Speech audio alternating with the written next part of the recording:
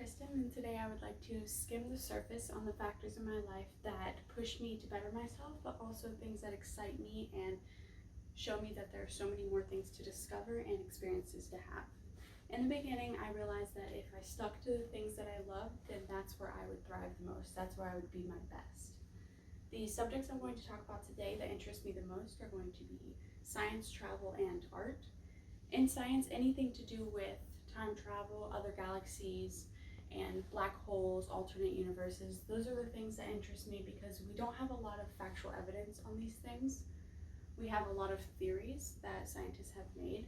We also don't have a lot of technology to get to these places yet, and I think that seeing those advances in technology would be amazing.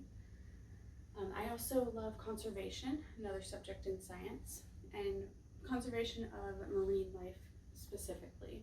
I went to Key West recently and went diving for the first time, and it was amazing. Seeing the rock formations and the marine life was a different experience altogether. I would love to work for the Coral Restoration Foundation in Key West. They help restore the coral reefs and get them back to their natural state. Traveling in general is a experience for me in itself because you see so many new things and you make new discoveries, and that's what I love about it. I did travel to Montana for the first time in 2019. I took my first flight there, and I also learned how to drive a manual while I was there on the side of a mountain. That was pretty scary. I saw snow for the first time, which for a born and raised Floridian, that was a very magical experience.